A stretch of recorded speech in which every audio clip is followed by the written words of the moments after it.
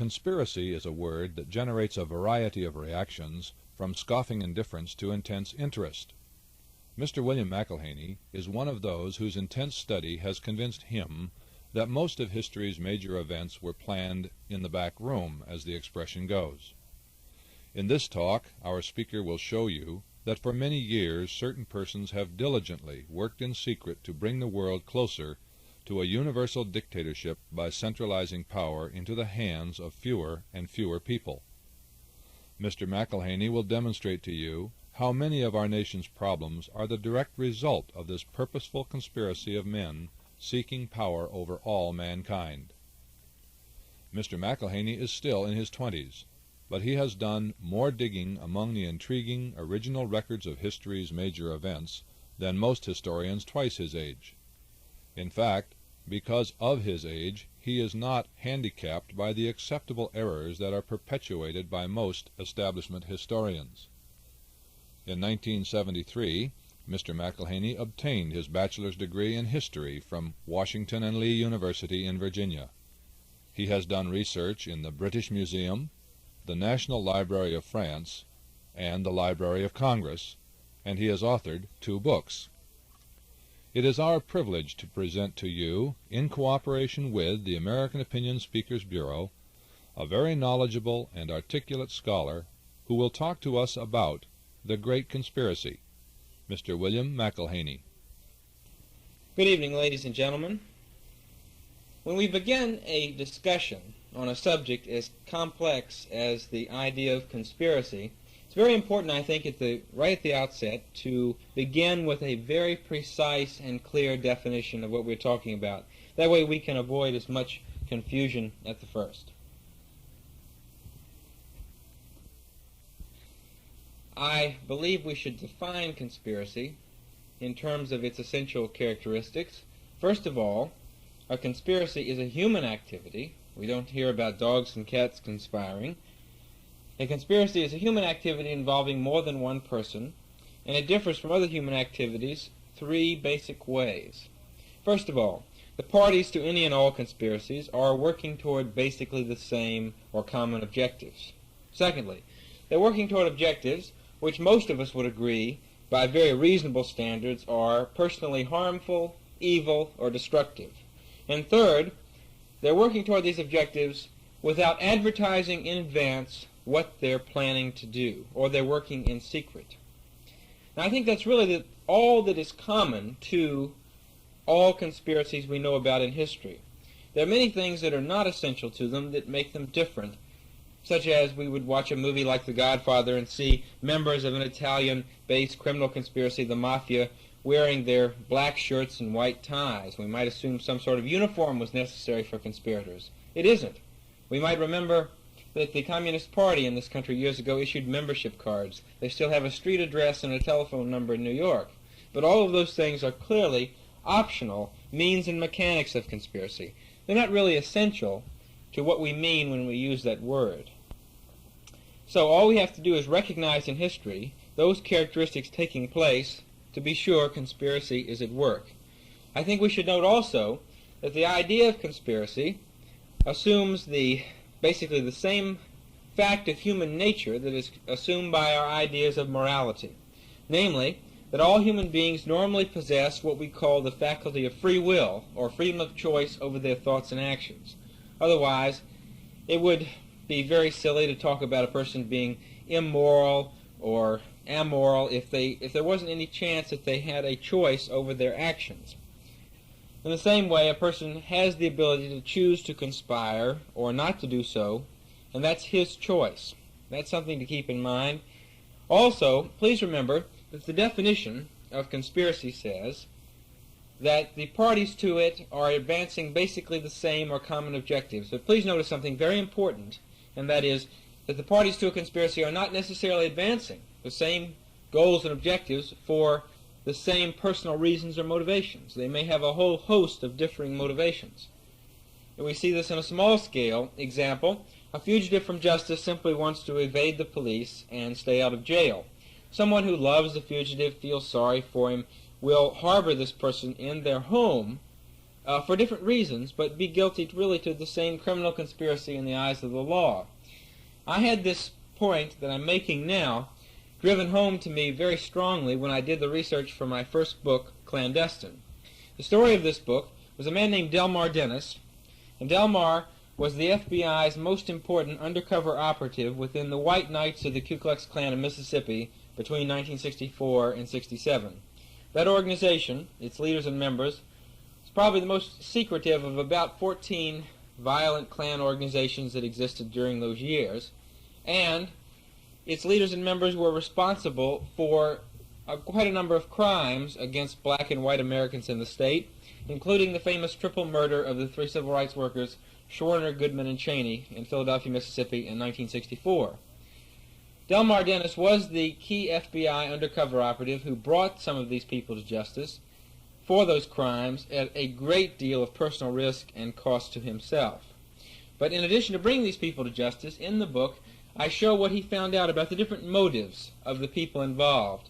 He found out, to the best of our knowledge, that the individual Klan members who pulled the triggers and who actually killed those boys were, to the best of our knowledge, motivated by nothing more really than a terribly irrational and emotional form of racism and racial hatred, a terribly emotional fear which had brought them to the point where they believed that this was the only way they could strike back against what they perceived or thought they perceived as an invasion of their part of the country by people alien to their traditions and background.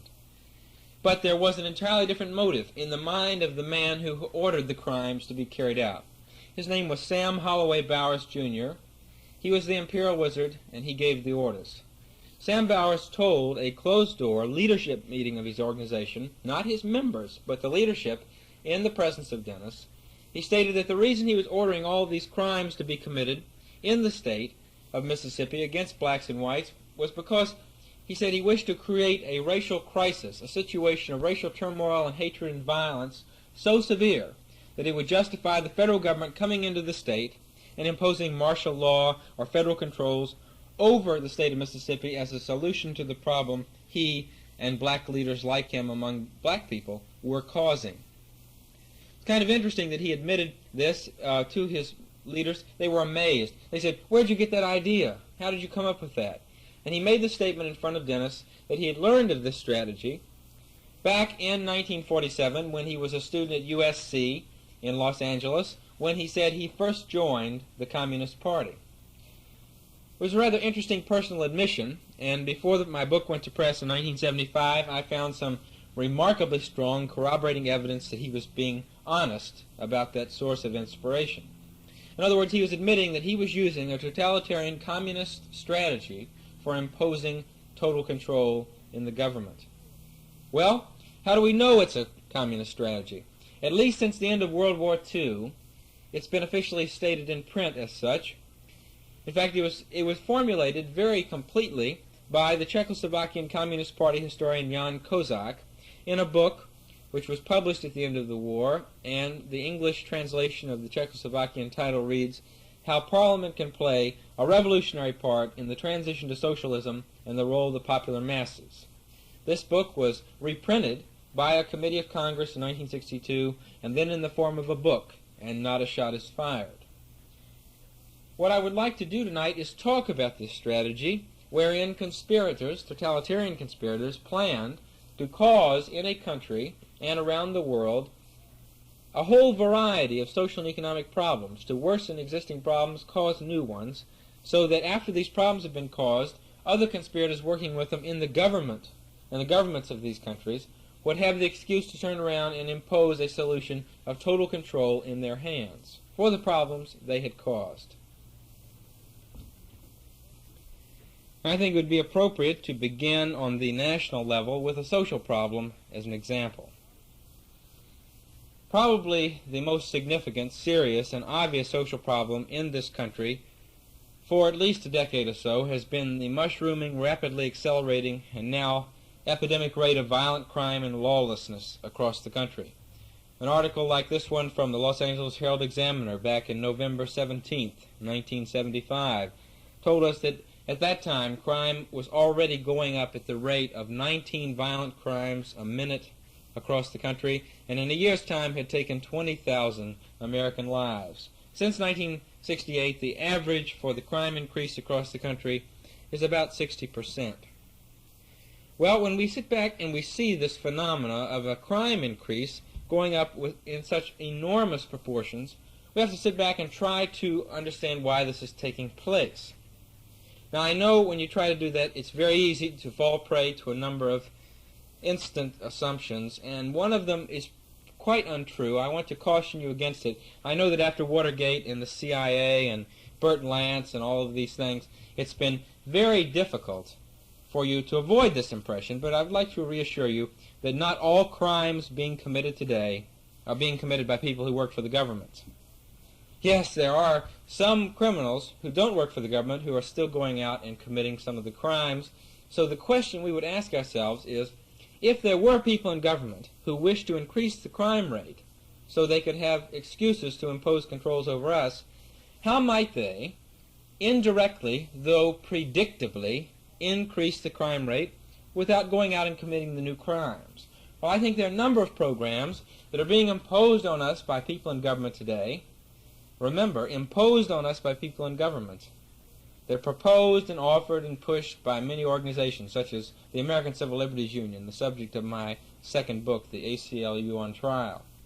But they're imposed on us by government all over the country, and I think they're obviously calculated to increase the violent crime rate. Let's take an example, as you might expect, a glowing example from my own state of California. Los Angeles Times, October 23rd, 1975. This is an article by Robert Fairbanks that reported on a new program of the state government of California, wherein the state was getting ready in the fall of 75 to release a virtual flood tide of felons recently convicted of violent crimes, rape, murder, such things as that. Put them back on the streets far earlier than traditional parole policies would ever have allowed in the past. And what interests me in the fall of 75 is the first paragraph of this article. You see, since the article was written, the program has been carried out, many of these people have been released, and a lot of them, of course, have committed murders or rapes or other violent crimes again. But the interesting thing is, the first paragraph of the article reads, quote, "Nobody in Governor Brown's administration is saying much about it, but the state prison system is releasing a massive surge of felons, more than half of whom seem destined to commit new crimes," unquote. So here was the state of California telling us in 1975 that according to their state statistics, more than half of the felons they were getting ready to put back on the streets were going to commit crimes again. So they were announcing, were they not, in advance the anticipated consequences of their program.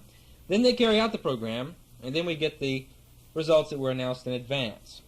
When you see a pattern like that, ladies and gentlemen, I would suggest that we really don't have to go over to the nearby university and get a logic professor to come in here and tell us that the program was intended, the results were intended by the bureaucrats who announced those results in advance.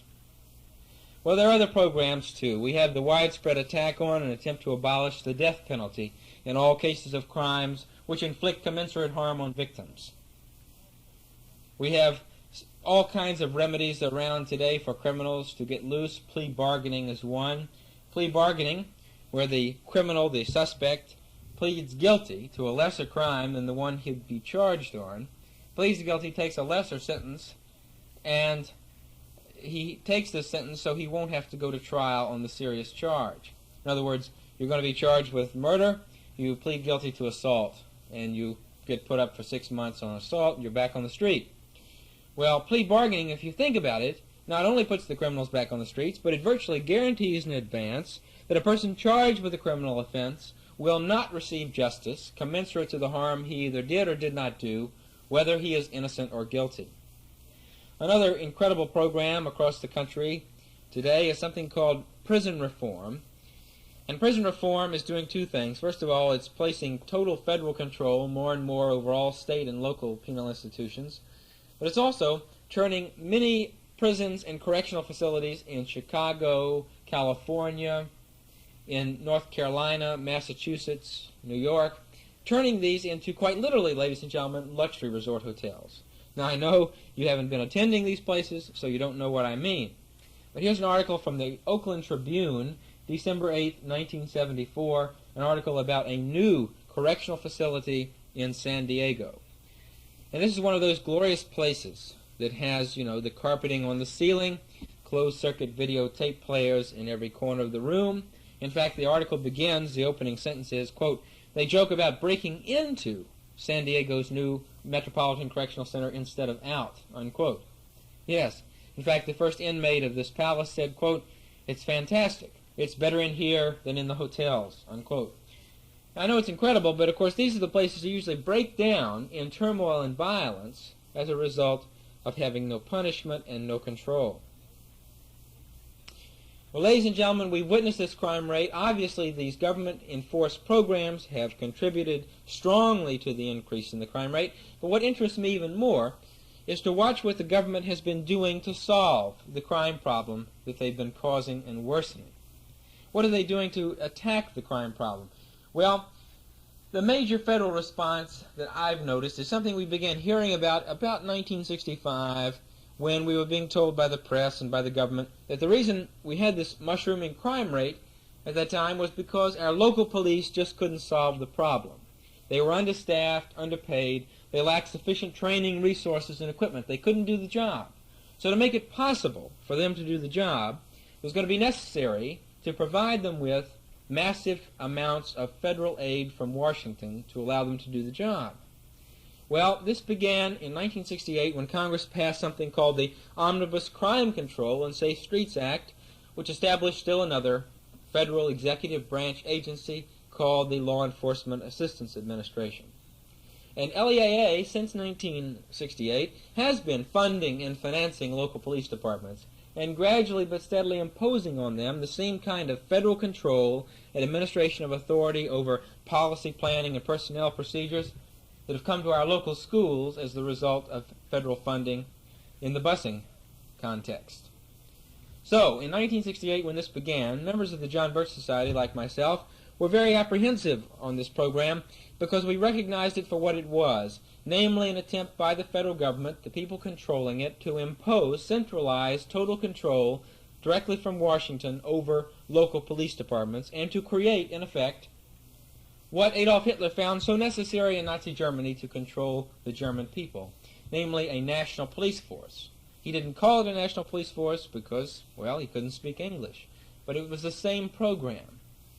Now, in 1968, not many people agreed with us about this, or they were not as worried as we were because the program was just beginning. But today, we have made a lot of progress in exposing and stopping this program, and indeed it looks like it's about to go out of business. It still needs a little pushing, though. An example, sort of an encouraging example, that we were correct in our appraisal of it, is this article from the Sacramento Union, August 28, 1974, an Associated Press story, which quoted President Nixon's then former Attorney General, William Saxby, speaking of the program in very similar terms. Now, this was the Attorney General of the United States, the man who was in charge of administering this program. He said, quote, "We should never doubt for a moment that there are men and forces at work in this country eagerly awaiting an opportunity to devise such a program as the first step toward total control over our lives," unquote. So I think really, if the man who was administering this program in the federal government, the boss of the program, comes out and says that that's what it is, I think we can be charitable enough to grant him his admission. But you know, since 1968, quite continually since 1968, we have seen not only an increase in the rate, the frequency of violent crime, but we've seen an increase in new varieties of violent crime. We've seen a large increase in things like airline hijackings, bombings, destructions of property, assassinations, assassination attempts.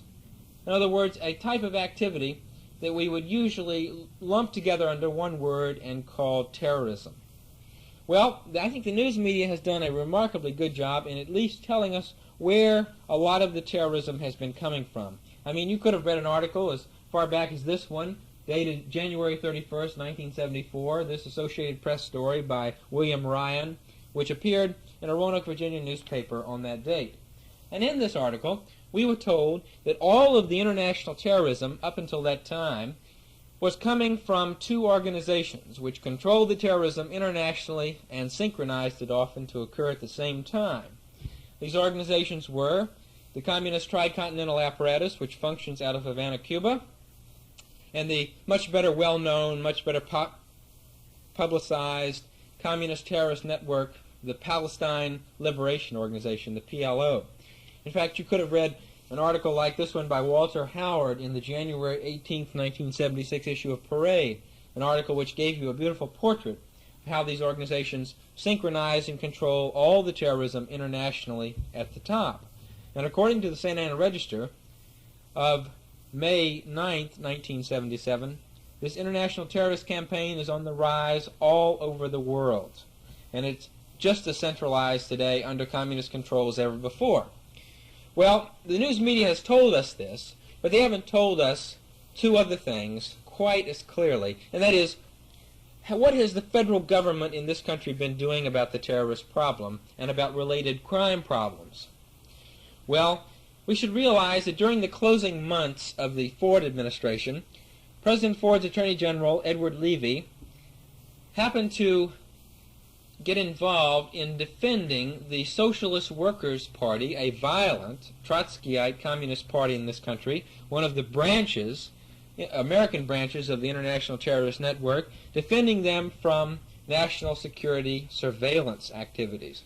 At the same time, the former director of the Federal Bureau of Investigation, Clarence Kelly, was also involved in defending another domestic American branch of the terrorist network, the phony so-called American Indian movement. In fact, their efforts in the government, combined with a massively financed effort on the part of the Ford Foundation and the Field Foundation to destroy all of our existing state, federal, and local investigative agencies that were collecting evidence and information on subversion in this country, an effort centralized and directed by identified communist Frank Donner of the American Civil Liberties Union's Personal Privacy Project. So we've had a lot of people in and out of the government helping the terrorist campaign. But we have to pay attention to what has the government been doing to solve this problem. What are some examples of it? Well, let's take an example.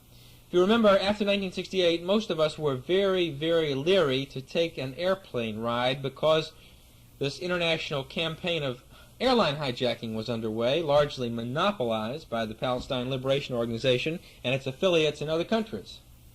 We were all afraid to take a ride on a plane because we didn't want to go to an unplanned destination, and those airline companies were worried because they didn't want to lose their inventory of equipment. So we were all concerned. That's a sort of serious problem, threat, that the government responds to, and they did. And in 1968, after 68, we got the solution. For the first time ever in American history, we got federal control and administration of security procedures at municipal airports as a solution to the hijacking problem. And unfortunately, we got something called a violation of our Fourth Amendment rights to be secure in our persons, papers, and effects against unreasonable searches and seizures every time they, rifle through your underwear when you go through the line. That's something, I submit, ladies and gentlemen, would never have been tolerated, much less even suggested, in this country, had it not been put forth as the government's only solution to a terribly pressing problem or threat. Well, let's take another example, one certainly related in many ways to the crime problem and coming from the same source as the terrorist campaign. Really, through the middle 60s and certainly after 1968, we were aware of a correspondingly epidemic social problem in this country, the widespread trafficking in and use of the hard narcotic drugs like heroin, morphine, opium, that were going across the country and really destroying the minds and bodies of so many hundreds of thousands of users. We were really concerned. We knew about this hard drug traffic. Everybody knows about it today. Well, it's interesting to me to observe what did the government do about the hard drug traffic.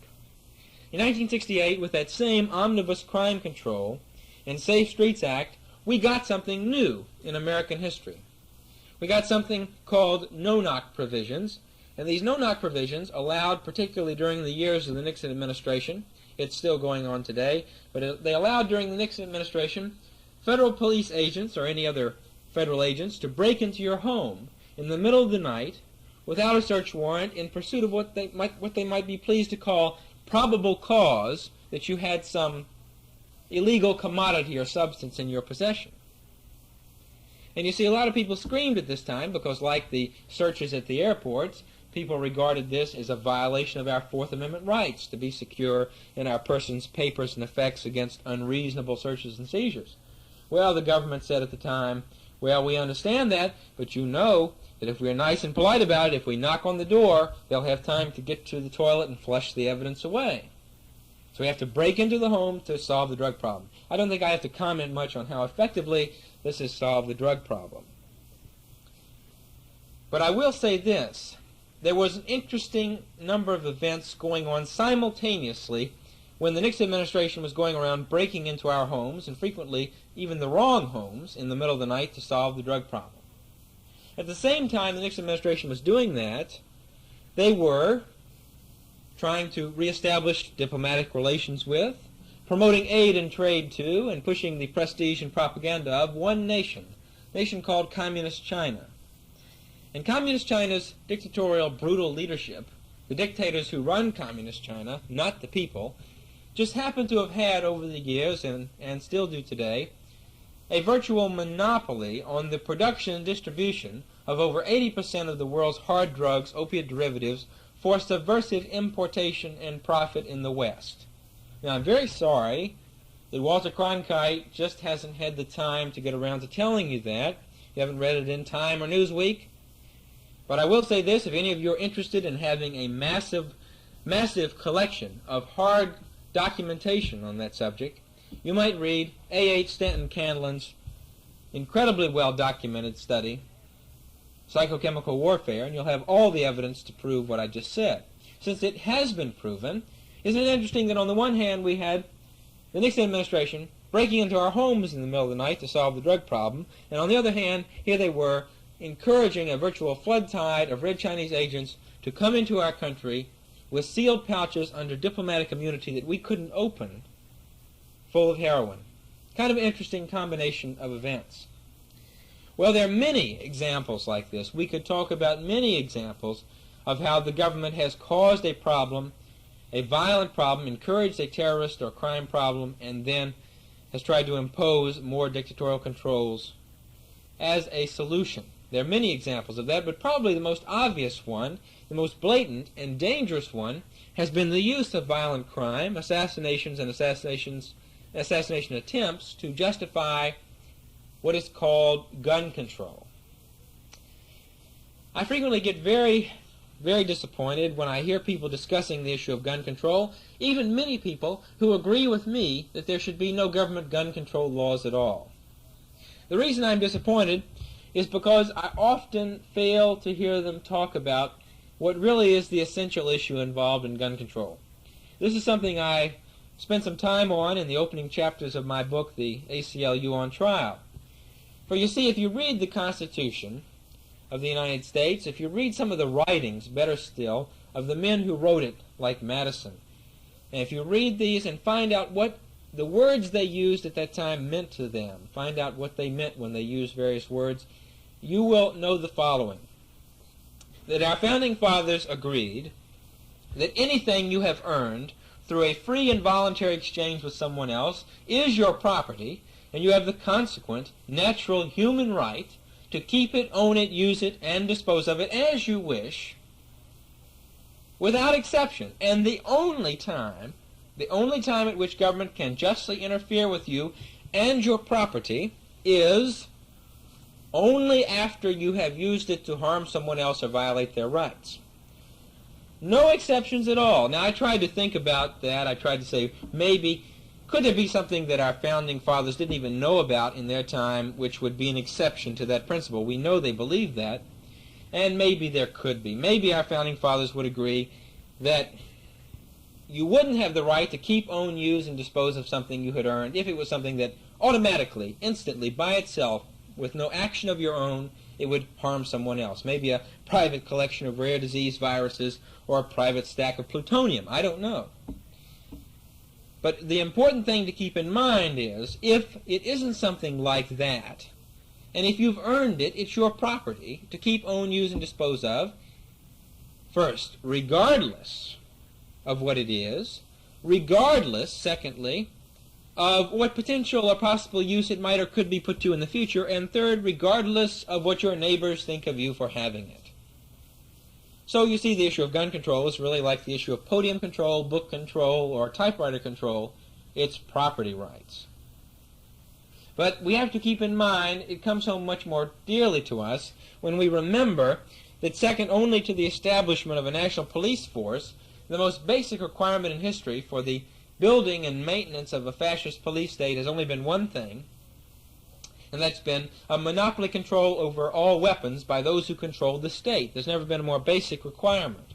So if we're interested in avoiding a fascist police state in this country, we have to keep track of the proposals being aimed in this direction.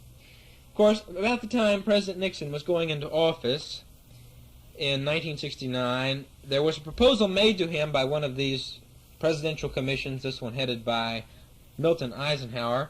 The proposal was that all citizens' handguns be confiscated. Well, that failed as a result of a great deal of letter writing and pressure that members and friends of the John Birch Society and other organizations put on Congress. It didn't succeed. The Ford administration tried a new idea, and that idea was to have the FBI be able to do a check on your background, your record, your desirability, normalcy, age, sex, race, religion, whatever they want to look at, and on the basis of that investigation, determine whether or not you're going to be granted the privilege of owning or purchasing a firearm. And maybe that's a more effective way of controlling the people than taking the guns away. That's something that's gone into effect, and when you have that little waiting period after you try to buy a gun, you're experiencing the program.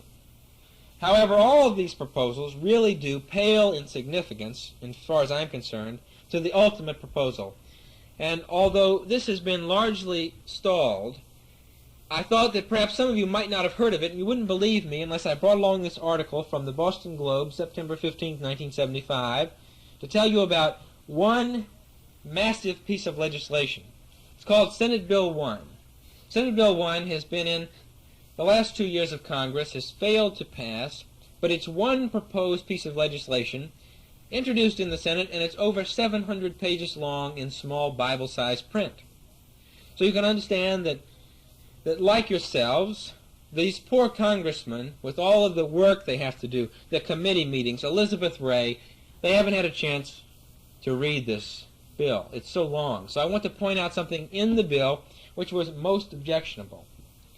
One little section of Senate Bill 1, if it were to go into effect as law, would make it a federal crime or felony offense for you to shoot a thief who has broken into your home even while you catch him in the act of carting off your TV set. In other words, your right to protect your property in your home would become a federal felony offense. Likewise, under the same section, if you were to shoot a thief who's broken into your home even while he's quite probably getting ready to shoot you, you would be a federal felony offender, strangely enough, just like you would be if you assassinated the President of the United States. It's kind of interesting. If someone walked in here right now and shot one of us and the victim died, we would, of course, be put on trial in a state court in this state for the state crime of murder. Murder is a state offense punishable in the state courts. But, of course, if someone does assassinate the President, they are put on trial in a federal court. Somehow his life must be more important than ours, I guess. But it's a federal crime, federal felony offense. So would shooting a thief threatening you in your home if this bill went into effect. It's so incredible. To me, it's a moral obscenity that it was even introduced for consideration. But we begin to look at these things. We begin to try to say, well, what would it take?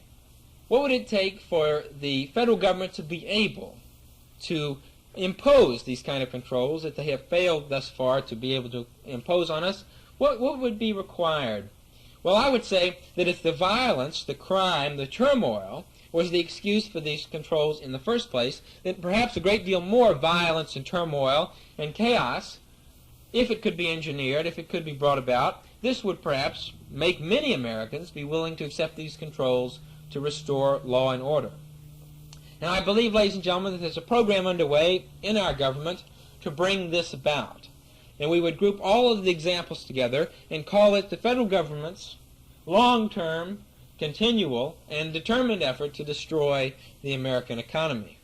It really amounts to the same process, the same conspiratorial strategy of causing problems, using government power, and then turning around trying to solve those problems, supposedly, by imposing more controls.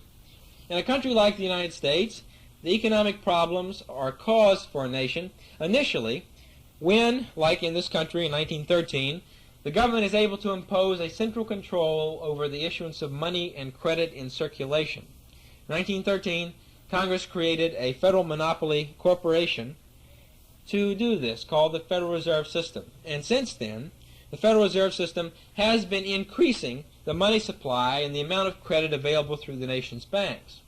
When the Federal Reserve System increases the amount of credit available in the nation's bank, in your local bank, there are two possible choices. Either you can go down there and borrow some of that money and spend it, or if you've been hesitant to do so in the last couple of years, as most people have been afraid to go into further debt, the government will do it for you. And that's done through something Congress does called deficit spending, where the Congress takes massive, multi-billion-dollar chunks of this federally created credit from the nation's banks and invests it in the economy in the form of millions of checks written on all kinds of social welfare programs. Well, that increases the amount of the money supply in circulation when those checks start being mailed out.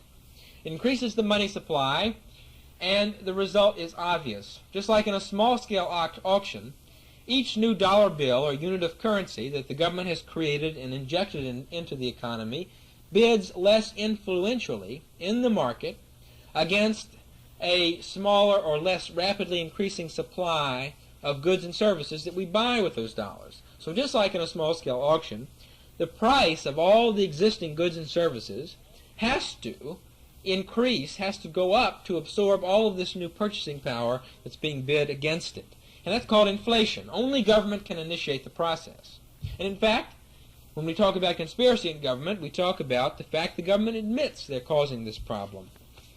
This is an article from the Los Angeles Times, January 9th, 1977, an article by Robert Rosenblatt, which reported on a House Committee study, House Banking Committee study, in January of this year, which stated that the two processes that I've just described were responsible for causing, quote, more than 70% of the rise in the cost of living between 1966 and 1975.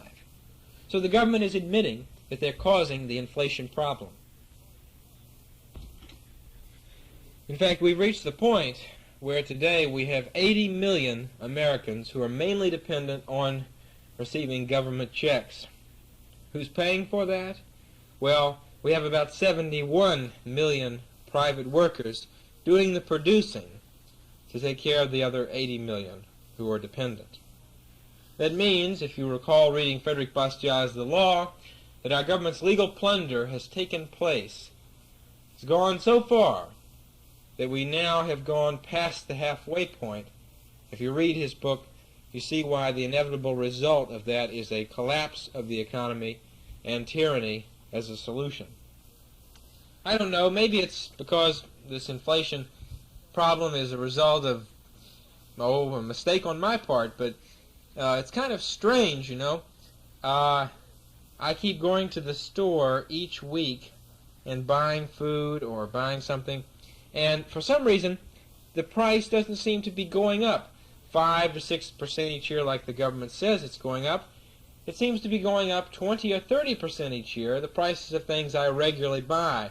Maybe it's because I just don't go to the store and buy that nice little box of government consumer price index.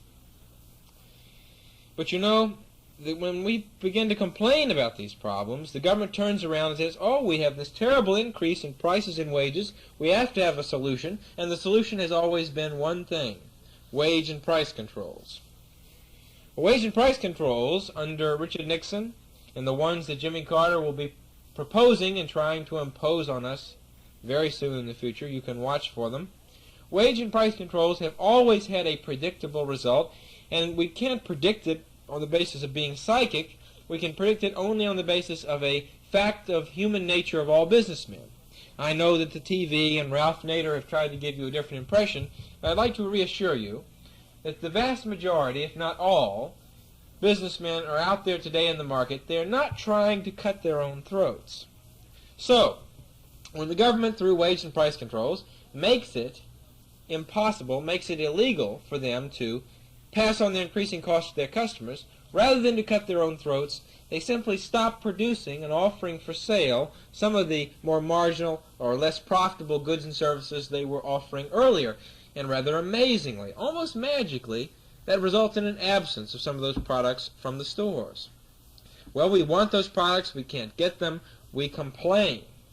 And when we complain about this, the government gets back into the game and says, oh, we have a terrible shortage of these vital goods and services. They're in short supply. We have to make sure everybody gets some. And the solution proposed is always federal control over the distribution of these goods and services in short supply, or rationing. And in this country we've had government rationing indirectly, the wholesale price level of gasoline, and indirectly of food and transportation services through the federal food and travel stamp programs. Well, I'd like to talk to you about one form of rationing which probably, in my mind, constitutes about the best example of conspiracy at work in government that I could give you. I was in a California university near my home in Newport Beach. I was in this university library in August of 1975. I happened to be in there and I saw this government report. This is the front page of it, a copy.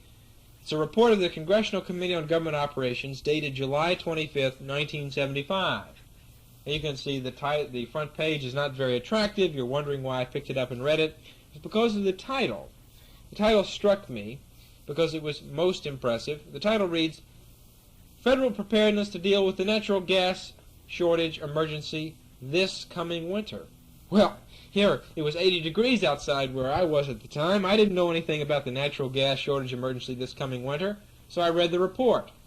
And in the report, the government tells us that we have a terrible problem, a terrible crisis approaching in the form of a natural gas shortage. And when it gets really cold, when the snow starts coming down, if we have a rough winter, we're going to have a real crisis because of this shortage.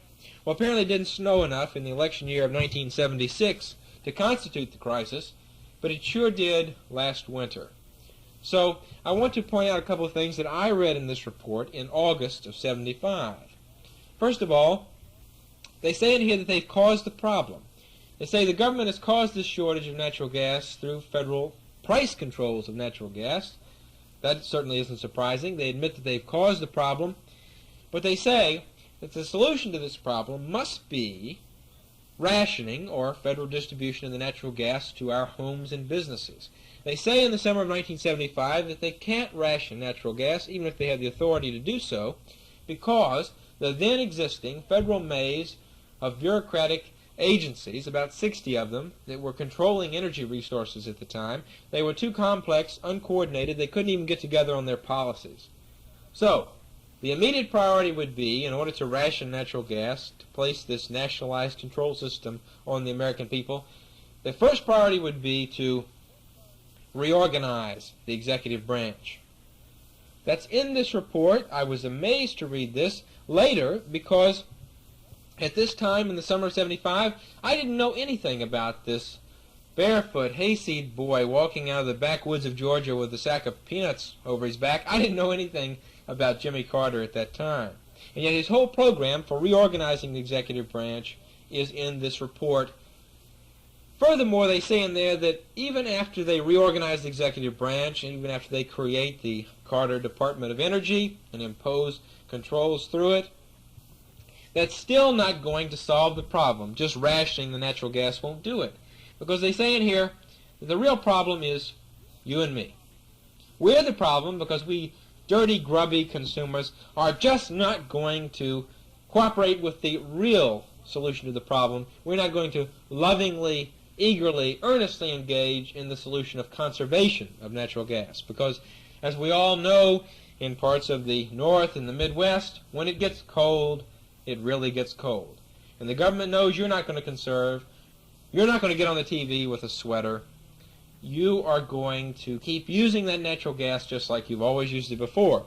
So because the government knows you're not going to cooperate, they have proposed a solution of a system of federal home use energy inspectors who will go into your home and regulate your use of the natural gas that the government has given you. Sort of like, if you know what I mean, a cozy little OSHA for your own home. Well, keep in mind that all of this was written in a report in the summer of 1975 and published at that time. All of this was prepared before that time, and then all of it was imposed on the people of the United States, and particularly on the people of Buffalo, New York, and the businesses in Buffalo, New York, in the winter of 1977. But it was in black and white in 1975 before it started snowing. Well, the Carter Energy Plan is a prescription for totalitarian controls just as extensive, if not more extensive, than those that existed over the economy of Nazi Germany. It's a program of increasing the amount of controls and adding more taxes on top of them. That's all it amounts to. And the program is one which has a very likely inspiration.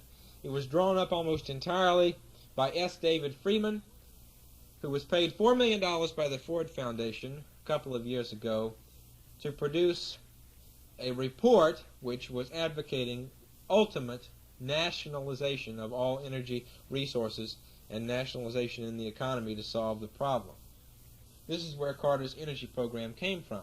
It includes some very fascinating proposals, like the one it contained in this article from the Santa Ana Register, September 18, 1977, an Associated Press story, Planned Blackouts of Power Curbs on Use Seen by 1979. And here it says, quote, planned neighborhood blackouts or government-imposed restrictions on the use of electricity are almost certain as early as 1979, utilities officials say, unquote.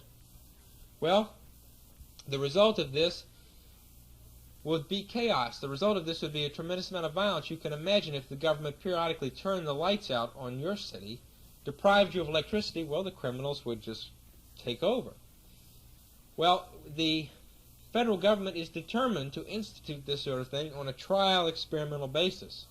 And federal energy dictator James Schlesinger told some representatives of utilities industries that it would be a good thing because it would teach the people a lesson. Indeed, we read in the Los Angeles Times, June 3, 1977, that the Congress is considering legislation which would, quote, bar the sale or refinancing of any home not meeting federal insulation standards. If the government made it illegal for you to finance the sale or purchase of a home unless it was insulated to make it as energy efficient as the government would have you live, then it's reasonable that to enforce this they would have to have some inspectors to go into the home and make sure. So you see, ultimately, all of your privacy, all of your rights are imperiled by this energy program. If there was more time, we could go into detail about the other half of this destructive campaign, namely the massive bureaucracy of federal regulatory agencies which are daily making it more and more impossible for even small and medium-sized businesses to stay in operation. I could give you examples. I could tell you how the Environmental Protection Agency, through controls and regulations, virtually guaranteed that the recent oil tanker spills would occur, which have now provided the EPA with an excuse to propose some form of worldwide control over all maritime and shipping activities on the high seas.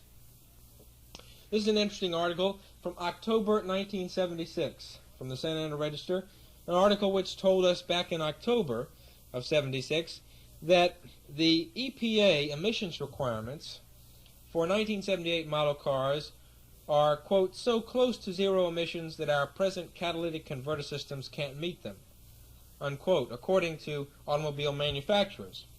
So they were saying, in effect, that if these emission standards were not dropped or delayed, as they recently have been delayed, that in effect there wouldn't be any new 1978 model cars. In February of 1977, the Big Four automakers told the U.S. Senate that it wasn't the case that they wouldn't be able to make 1978 model cars, but if these EPA emissions requirements weren't temporarily lifted, there wouldn't be any automobiles of any make or model produced anywhere in the United States, period. And in recent months, quite a large number of automobiles have come off the assembly lines in Detroit and other cities and simply been parked because the government emissions requirements would not allow them to be sold.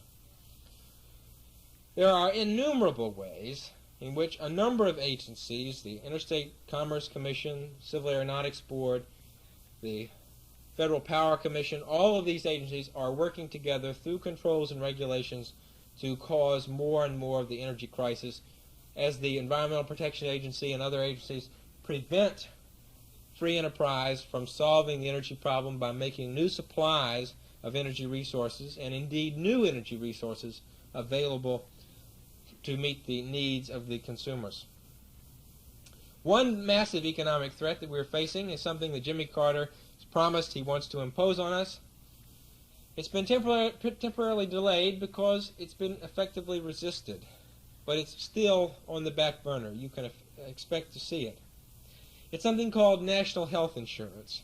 And national health insurance, based on the experience with it in all of the countries where the government has imposed it, would virtually guarantee in advance that it would make unavailable eventually the possibility of obtaining quality health care in the country at any price.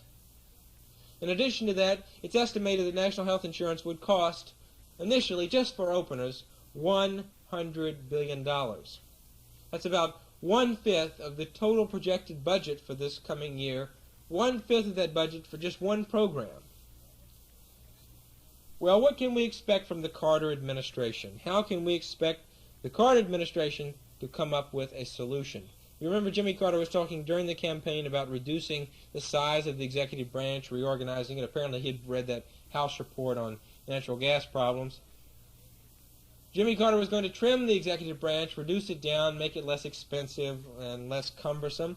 Well, it interested me. I was very pessimistic about that back in the campaign. On June 21st, 1976, Newsweek magazine, pardon the expression, published this article on, at that time, all of the people who were advising Jimmy Carter, all of the people who were, quote, giving Carter the information he needs, unquote. And they said that Carter's counselors on all subjects, quote, come from Washington's Brookings Institution, frequently referred to as the Democratic government in waiting, and that epitome of Eastern establishmentarianism, New York's Council on Foreign Relations. Well, according to this article in Newsweek, quote, some of these people think they're going to move into a shadow government, unquote. It interested me, first of all, that one of the sources of economic domestic policy advice during the campaign and in the administration is personnel from the Brookings Institution, because, according to the Associated Press in this article from the Santa Ana Register, May 28, 1976, the Brookings Institution issued a report saying that no one, including no president any time in the future, would ever be able to reduce the executive branch. It would always get more expensive, more powerful, more expansive. And yet these are the people who are advising Jimmy Carter on how to reduce the executive branch. Well, the complexion of the Carter administration was obvious before it had really taken office. One interesting early sign was this article by James McIlhany of the Night News Service that appeared in the Santa Ana Register, December 5th, 1976. The title, Cyrus Vance Like Kissinger Tied to Rockefeller Group. This is an article which told us that not only was Cyrus Vance chairman of the Board of Trustees of the Rockefeller Foundation, but also a most important member of the Council on Foreign Relations. By December 12, 1976, the San Francisco Examiner had published this article, after the election, of course, the article by W.E. Barnes, entitled Carter Had Linked to the Insiders All Along. It's very interesting. We find out who some of these insiders are, people belonging to an organization other than the Council on Foreign Relations. An organization that has received a lot of talk recently in many magazines, of course, once again, almost a year after the election. You can read about this organization today in many different mass media publications. I'm not going to quote from right-wing sources on this. I'm just going to give you the Washington Post. In 1972, David Rockefeller, the chairman of the board of Chase Manhattan Bank, an institution that happens to be wealthier than many countries in the world put together, David Rockefeller formed an organization called the Trilateral Commission. He did not run it, but he appointed a man, professor from Columbia University, to operate the Trilateral Commission, and this person did so until he became Jimmy Carter's foreign policy advisor and tutor during the 1976 campaign, and now serves as Carter's national security advisor. That man's name is Dr. Zbigniew Brzezinski. The organization that was established, which Brzezinski ran, was the Trilateral Commission, and according to the Washington Post, January 16, 1977, it's rather powerful. When I read the opening sentence from this article, remember it was in the Washington Post. Quote, "If you like conspiracy theories about secret plots to take over the world, you're going to love the administration of President-elect Jimmy Carter." That's a rather strange statement from the Washington Post. The Washington Post tells us, quote, "At last count, 13 trilateralists had gone into top positions in the administration, not to mention 6 other trilateralists who were established as policy advisors, some of whom may also get jobs. This is extraordinary when you consider that the Trilateral Commission only has about 65 American members." Well, of course, the figures have changed since then. The Trilateral Commission has added new members, and more of them have gone into the administration. The article also says something most honest, quote, "At the very least, Carter's heavy reliance on the trilateral membership list demonstrates what has long been true, that U.S. foreign policy is shaped by a very exclusive circle of people. This is not going to change under Carter, campaign rhetoric to the contrary notwithstanding." Unquote. Well, that's what the Washington Post said. On February 21st, 1977, U.S. News and World Report had this article with a little chart showing the major cabinet and staff positions in the Carter administration, all of whom were populated by members of the Trilateral Commission, this organization established by David Rockefeller. And interestingly enough, U.S. News and World Report said in this article, quote, "On the right, the John Birch Society suspects trilateralists of being radical infiltrators of government." Unquote. Would you like to know why? Well, I think we can let the man who was executive director of this organization, Trilateral Commission, speak for himself. In 1973, after the organization was underway, they began financing the preparation of monographs and reports. Now, these reports are notoriously dull. They're like reading the Yellow Pages. They're very difficult to read, but some of them are very important. And one of them was called to the attention of the public in a very interesting article by Robert Scheer, a former New Leftist activist. Robert Scheer, now writing for Los Angeles Times, in this article, January 24th, 1977, talked about Zbigniew Brzezinski as an activist seeker of a new world order. And in this article, he referred to a report of the Trilateral Commission entitled "The Crisis of Democracy," a report on the governability of democracies to the Trilateral Commission, which was subsequently published by New York University Press in 1975 in the form of a book. And in this report, Scheer was pointing out that Brzezinski and its co-author, Samuel Huntington, now also a State Department specialist in the Carter administration, had said that, according to the Los Angeles Times, Huntington tells us in this report for the Trilateral Commission that we have too much freedom of the press in the world today, and he actually calls this situation something analogous to a disease that he terms democratic distemper. Well, if that wasn't plain enough, Zbigniew Brzezinski told Robert Scheer in his interview for the Los Angeles Times, when asked, in effect, what was Brzezinski's role, he commented to Scheer, quote, "In a way, if you will, I'm a transmission belt between people like you, who are the elite supported and appointed critics, and those who actually exercise power and wield it," unquote.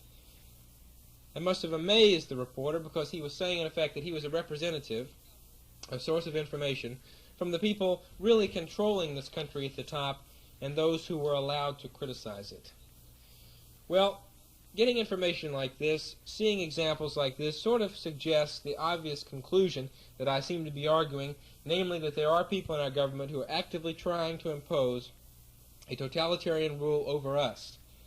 And in recent months, in the last couple of years, that's been so obvious that it really doesn't require a great deal of evidence anymore, because so often it's coming right from their own mouths.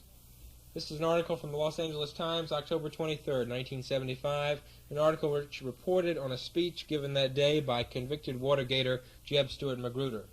In the speech, Magruder made the statement that the uncovering of Watergate had prevented the destruction of, quote, a lot of people and institutions, and had prevented a perpetual presidency, unquote.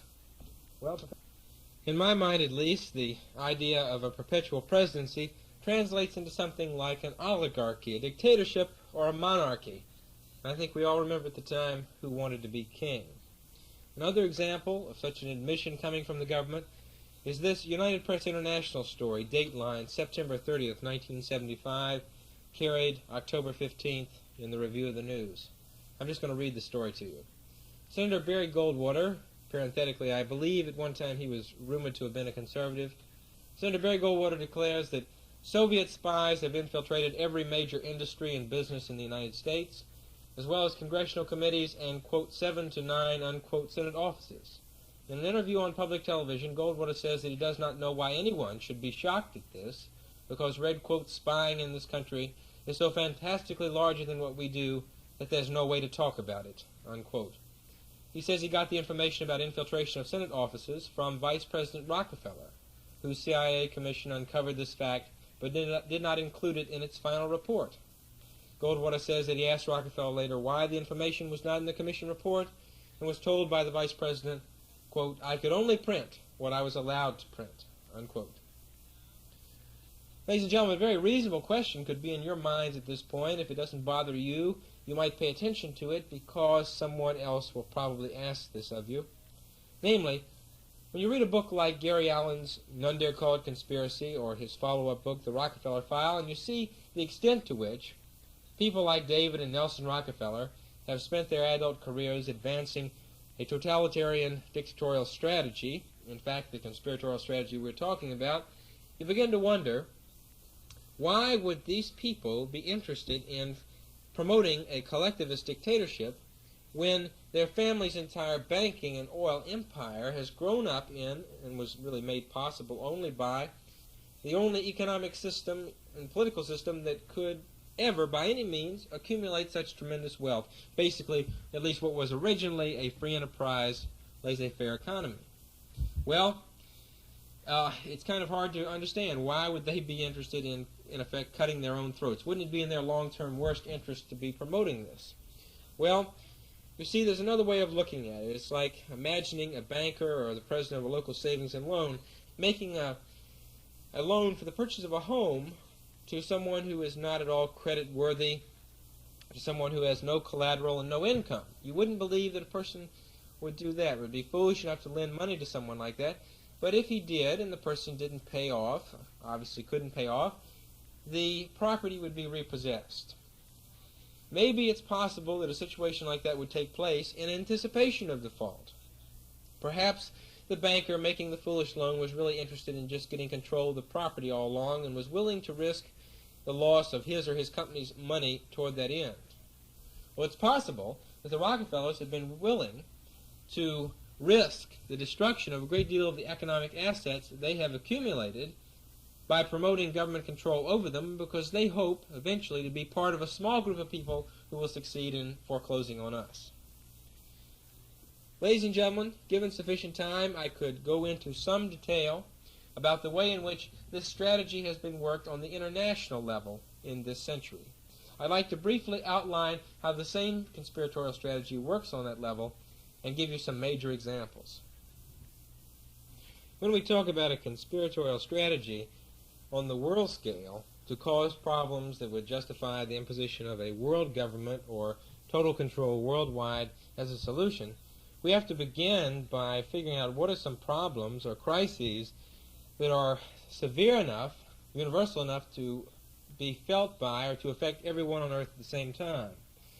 And I've done a lot of thinking about that. I've only been able to come up with a few. They would include perhaps hurricanes, earthquakes, tidal waves, droughts, famines, and plagues. And fortunately for us, indeed we might say thank God, government has only figured out how to cause a few of those. But I believe there is one form of government-caused crisis, problem, catastrophe, which we can always point to probably as our best example. And that's a type of government-caused problem that's called war.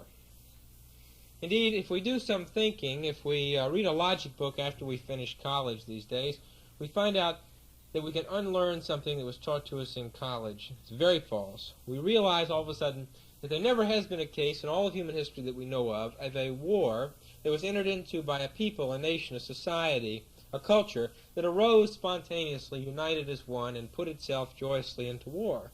It has never happened in the history of the human race.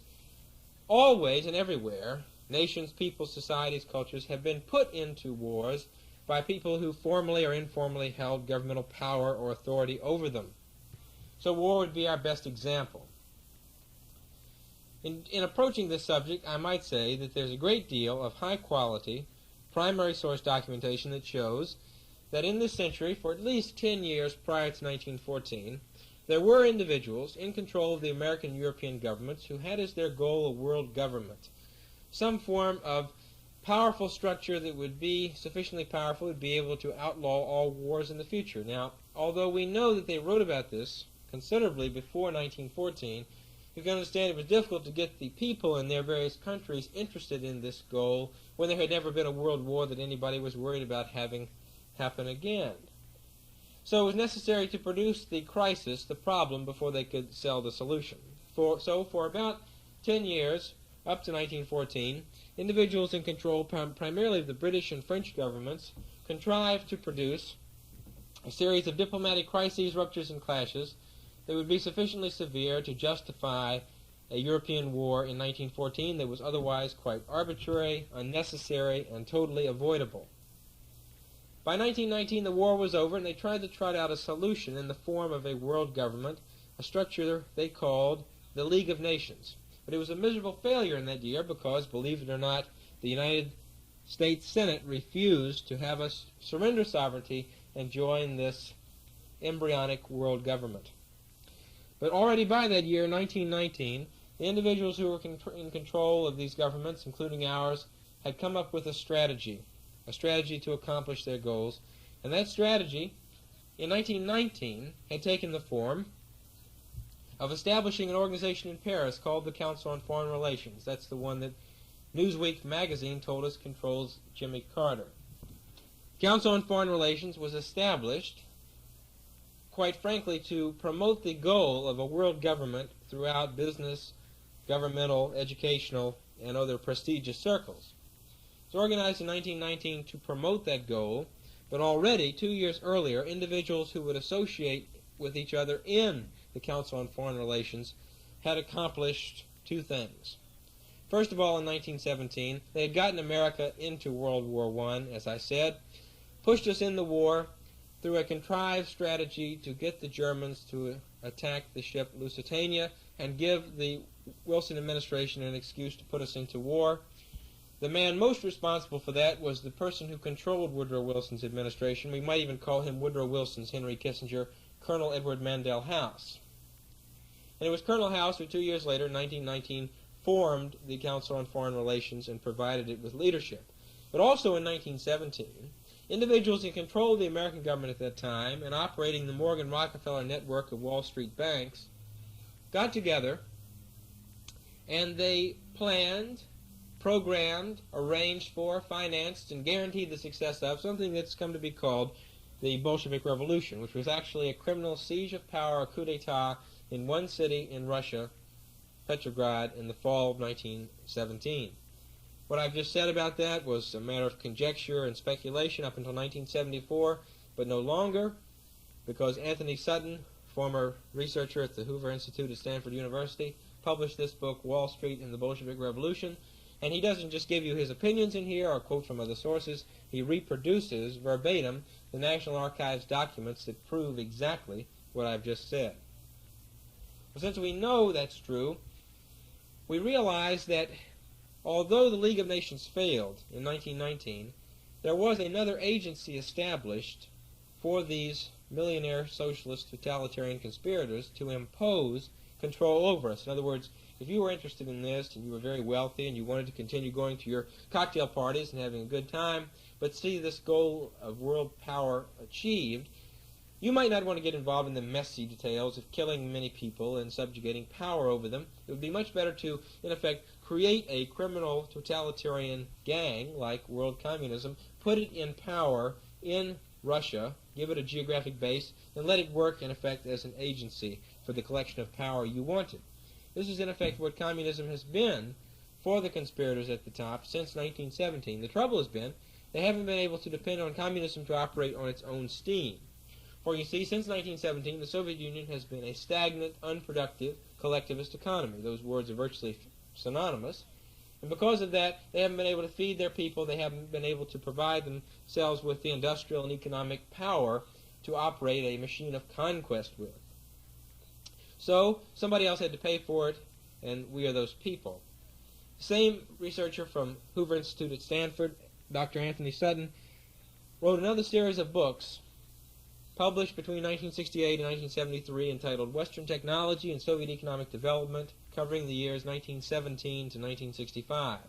In those books, well summarized by his follow-up volume, National Suicide, which I recommend you read, in those books he showed, listing item by item, that all of Soviet Russia's technology, industrial and military technology since 1917, had come from the West, most of it from the United States, and practically all of it guaranteed by U.S. taxpayers' money through the U.S. government. It is true the Russians have, according to Sutton, developed some types of domestic house furniture on their own, but the rest of everything they have that's new came from the West. Well, this means that through keeping the Soviet slave empire alive, allowing it to build up, they were able, as communism spread throughout various countries, to consolidate their power over more and more of the globe. But remember, their goal was a world government, not just regional conquest of power. So whereas the First World War failed to produce the world government they wanted in the League of Nations, they had to have a Second World War to make sure the dream would come to pass. And this is basically, very fundamentally, how it was done. In 1933, there was an election scheduled in the nation of Germany. There were three competing parties in that election. In that election, 1932 election in Germany, you had the communists competing for power. They were third in place. You had a coalition of German Social Democrats called the Iron Front. They had the greatest amount of previous voter strength. They were going to win the election, the Social Democrats. And you had the Nazi Party right in between. The Nazi Party was second in power. Prior to 1932, the Nazi and communist stormtroopers in the streets had been beating each other up as rivals for power. But in 1932, according to eyewitnesses who were in the streets of Germany forced to carry this out, and people who were at Stalin's side in the Kremlin at the time who heard him issue these orders, for the purpose, he said, of putting Hitler in power, some very strange orders came from Stalin in the Kremlin, in Moscow, to the German Communist Party. The orders were, leave the Nazis alone. Don't attack them, attack the Social Democrats. They're the enemy. So, every time the Social Democrats that year tried to hold an election rally, hold a political meeting, it was busted up by a horde of Nazi and communist stormtroopers attacking it. Well, they weren't able to hold a campaign, they lost the election, and of course the Nazis won. This is the way in which the communist conspiracy put the Nazis in power in Germany for a purpose. From 1933 to 1939, two things happened. As Anthony Sutton has shown in his more recent book, Wall Street and the Rise of Hitler, the same millionaire socialist conspirators in and out of our government, the same individuals in the Council on Foreign Relations who had helped the Bolsheviks come to power, the same group of people got together and they financed and built Hitler's war machine, and simultaneously, while they were doing that, they contrived to produce another series of diplomatic crises, ruptures, and clashes. Particularly British insiders did this. They would justify by 1939 another avoidable European war using Hitler's Germany as a pretext or excuse. The American story is probably much better known to the American people. It's much better known, for instance, in the way the American insiders provoked the Lusitania attack. Many Americans know today that in 1941, the Roosevelt administration, and particularly major CFR insiders inside that administration, were responsible for guaranteeing in advance that the Japanese would attack Pearl Harbor, so there would be excuse to put the United States in the war on the side of Stalin. And in this process, we were able to give the Soviet Union $11 billion in wartime Lend-Lease aid, most of which was used after the war to consolidate their power over Eastern Europe and much of Asia. But here we were in 1945, another world war, much more devastating and terrible than the first. Here we were in the atomic age. We could never allow another war like this to take place. It would mean the end of mankind. It was unthinkable as a catastrophe. We had to have some way to prevent that, and of course, the solution was trotted out, just the League of Nations with a few changes and a new name, the United Nations, and it was imposed upon the American people and the rest of the world. The United Nations is the framework or housing for the conspiracy's eventual goal on the international level, namely a world government. In fact, it was imposed upon us by individuals in the American government, most all of whom were members of the Council on Foreign Relations, and many of whom have been subsequently identified as operatives of the Soviet secret police. Since 1945 and the establishment of this world government structure, the United States has been involved in two more wars, major wars, first in Korea and then in Vietnam. And just like in the case of Korea, just like in Korea, in Vietnam, it's now obvious, now that documents have been declassified after the war was lost, now that it's too late, we know absolutely that the individuals controlling our government plan to have both those wars, including Vietnam, conducted in advance to guarantee our defeat and the spread of communism throughout so much of Southeast Asia. We know this is true, and we can expect, ladies and gentlemen, to see more and more trouble spots around the world deliberately brought into conflict by the clandestine efforts of people controlling our government, aiding the communist strategy, so as to justify the impression that we are approaching the potentiality, the brink of a nuclear war with the Soviet Union, the unthinkable catastrophe which must be solved by putting us into a world government. We see this action in the efforts of the American government to turn over our Panama Canal, or I should say the American Canal in Panama, strategic defense item, to a communist dictator that we've been supporting and in effect keeping in power in Panama.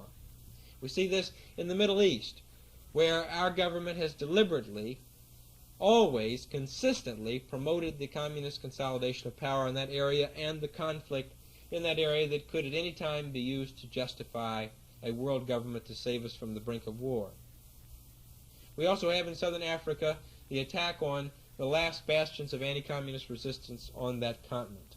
All of these things, I believe, are being used to build up international crises, simultaneous ones which will justify a solution of world government. And the press tells us a great deal about these things, but very rarely even mentions that since our government surrendered the unhappy people of Southeast Asia to communism 2 years ago, over 2.5 million Cambodian people have been butchered, murdered in the most inhuman and cruel means possible. And we know that from extensive eyewitness testimony. The press can tell you everything about Bert Lance, but can't tell you anything about the poor people of Cambodia. All of what I'm saying seems to suggest, indeed my thesis, that there are people in control of our government who are interested in imposing, not just on us, but across the world, an international dictatorship or world government. Well, ladies and gentlemen, once again, the type of releases, the type of implications, the things the Carter administration is saying, all make this very clear. But it goes back much further than that. In fact, it goes back really about 24 years.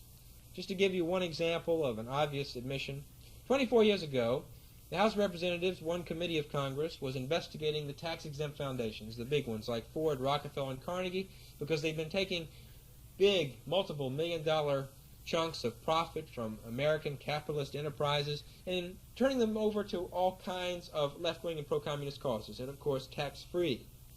So Congress wanted to know why, and they sent in 1953 an investigator named Norman Dodd, who is today a good friend of mine, to interview the man who was then president of the Ford Foundation in New York, Rowan Gaither. And Mr. Dodd asked Mr. Gaither, "We just want to know why you're giving all this money to left-wing and pro-communist causes." And Mr. Gaither replied, quote, "Most of us here were at one time or another active in either the OSS, that was the early CIA, the State Department, or the European Economic Administration. During those times, and without exception, we operated under directives issued by the White House, the substance of which was to the effect that we should make every effort to so alter life in the United States as to make possible a comfortable merger with the Soviet Union. We are continuing to be guided by just such directives," unquote. And apparently the directives in 24 years haven't changed. Probably the only question that could still be in the minds of some of you is this conspiracy I'm talking about, I'm showing you evidence concerning, is this a new thing on the world scene? Well, obviously, it has to go back to 1917, the Bolshevik Revolution. In the form of communism, it has to go back to 1848, when the Communist Manifesto was published by Karl Marx. But it really goes back further than that, because Karl Marx was hired as a hack journalist, a young man, 1847, to rewrite a program of an older existing organization. It was published as the Communist Manifesto in 1848, and that older organization changed its name then to the League of Communists. The older organization was called the League of the Just Men, and had been founded in London and Paris by Filippo Buonarroti and Louis Auguste Blanqui. They were representatives, emissaries of a still older organization, an organization founded on May 1st, 1776 in Bavaria by a man named Adam Weishaupt. It was a secret society, indeed the progenitor of this conspiracy, the Order of the Illuminati.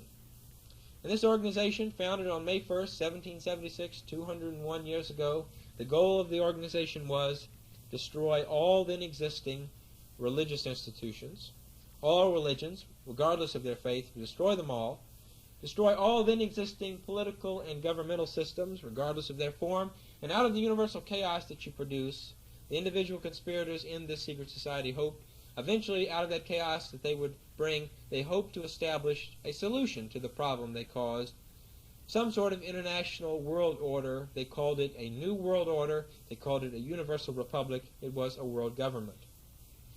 There's a great deal of interesting information about the Illuminati, the history of this conspiracy. You can read a book like Proofs of a Conspiracy, published in 1798, a reprint of which we have available, written by John Robeson, one of the outstanding scientists of the time, a book that George Washington personally urged Americans to distribute in 1799 to stop the efforts of the same conspiracy working to destroy our country at that time. You can read extensive translated excerpts of the captured papers of this conspiracy in that book, and see how the plans that they wrote 201 years ago and began carrying out after that are really no different than the strategy I'm talking about today. I recommend the works of Nesta Webster, a marvelous British historian, particularly her chronological history of the conspiracy world revolution and her in-depth follow-up study, Secret Societies and Subversive Movements, an earlier study by Nesta Webster. The French Revolution is a textbook example of the conspiracy's first use of their perfected strategy in their first major product of destruction, the French Revolution of 1789. A more recent book by a very, very intelligent Catholic priest, Father Clarence Kelly, the book Conspiracy Against God and Man, is an interesting topical review of much of the same historical material. Ladies and gentlemen, I really believe there's nothing more frustrating that you could experience than to read some of this evidence, look it over, and become convinced that I'm correct in my analysis of this conspiracy, and then to sit back daily, reading the papers, listening to the news, and seeing it all get worse and worse and worse. In other words, that would be the ultimate frustration, and also it's completely unnecessary that you experience it. Because the John Birch Society has a number of programs that are working very effectively, and most effectively in the last couple of years, in stopping the crucial totalitarian controls necessary for the completion of the conspiracy strategy on both the national and international levels. Would you agree with me, if I'm correct, hypothetically, that the people who are destroying our economy to justify controls in the wake of the turmoil that would cause, would you agree that they wouldn't be able to allow our economy to collapse utterly into chaos until they had in place the vital controls, gun control, and a national police force? In other words, until they had our guns and had control of the police, they couldn't allow total chaos and violence to reign across the country because, as you realize, you see, they wouldn't be able to survive it either, and they know that. That's very important. So to the extent we can continue to resist these controls and limitations on our freedom of mobility, that's the extent to which we will slow down, stop, and stymie the domestic strategy. This is an article reporting on how we're doing that. The San Francisco Chronicle editorial for August 29, 1976, entitled Dead on the Vine. It reports that a number of legislative measures in last year's Liberal Congress failed to pass because of extensive constituent pressure on the Congress against these measures, even though there was liberal support there originally for them. They included the Humphrey Hawkins bankruptcy, unemployment bill, breaking up the oil companies, national health insurance, and that major, important gun control power grab scheme, Senate Bill 1. The John Birch Society is the only organization whose members meet every month across the country, in your town and mine, and sit down and write letters on all of these issues, and we're the only ones who simultaneously get a huge volume of mail into Congress to get these bills stopped on all the issues. We've made a lot of progress and had a lot of success in that area, and with the help of our friends and other organizations, we've been able to hold up the gun control power grab. It's kind of interesting that in 1975, the LEAA gave 1% of the yearly budget to the Los Angeles Police Department. And in return for that 1% of the LAPD's yearly budget for 75, in 76 the LEAA was trying to take 100% control over their department. Well, Chief Ed Davis didn't want to go along with that, but he was by himself. The city council, county administration in Los Angeles were virtual employees of the federal government. They wouldn't support him. So we got busy with our letter writing, and we put enough pressure on the Los Angeles administration so that as of this article in the Los Angeles Times, June 5th, 1976, as it reported, the Los Angeles City Council got behind Chief Davis and in effect told the LEAA to get the hell out of town and to take their money back, which means that the LAPD is independent of federal control, and I think you realize just how important a victory that was. This is happening all over the country to the extent that this article from the Denver Post from this past August, this recent article from the Denver Post, says that the LEAA is in grave trouble. And we know it's in trouble because even establishment panels have concluded that it's a failure. We have to keep in mind that most of our local problems, property tax increases, land use problems, are not state and local government power grabs. They're federal power grabs coming through the executive branch in Washington, filtered through or pushed through our state and local governments. So much of our taxing and local control problems are really executive branch federal programs of the EPA and other agencies. So to stop them, you just can't fight them locally. You have to cut them off at the source. And of course, all of the executive branch agencies that Jimmy Carter wants to use to impose control on us have to get all of their funding from the House of Representatives. That's why, about 3 years ago, the John Birch Society established a new program, a nationwide network of ad hoc committees called TRIM, Tax Reform Immediately, Lower Taxes Through Less Government. That's the goal. Anybody can join TRIM as a separate organization, even if they don't belong to the society. It's terribly controversial. It stands for lower taxes. And it's accomplished an awful lot in just a little over 2 years of active operation. We now have about 260 committees covering approximately 290 of the 435 districts of the House of Representatives. Every quarter, every 90 days, these committees publish a trim bulletin full of lively, interesting articles on federal power grab schemes, new taxes and controls, plus the voting record of the member of the House of Representatives in that district, regardless of his party affiliation, showing how he's voted either for more taxes and more government or for lower taxes and less government on each of the major bills that have been before the Congress during the last 90 days that influenced most severely the issues of higher taxes, more controls, and more government, and more spending. Well, after we print these up by the tens or even hundreds of thousands in these districts, we distribute them to our fellow citizens. They get passed out to the constituents in the district, and the constituents automatically write to the congressman, if he's a big spender, if he's a liberal, and say, stop this spending. Stop voting for all these controls, or I'm not going to vote for you.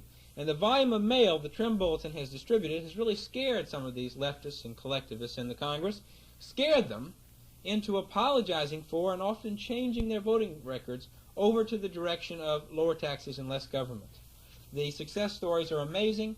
I refer you to Alan Stang's article, Conservatives Are Pulling Together, in the April 1977 American Opinion, for examples of just how much good is being accomplished by the trim committees in promoting lower taxes through less government. That's all on the domestic scene. Internationally, by March of 1976, the John Birch Society had turned into all members of the Congress, the Senate, President, and Vice President, over 8 million signatures on our petition to Congress to get the United States out of the United Nations. The biggest petition drive in American history. Well, when the first 4 million signatures were turned into those people, in November of 75, the United States Senate voted to withdraw the United States from the International Labor Office, one of the most perniciously communist-dominated branches of the whole communist-dominated United Nations.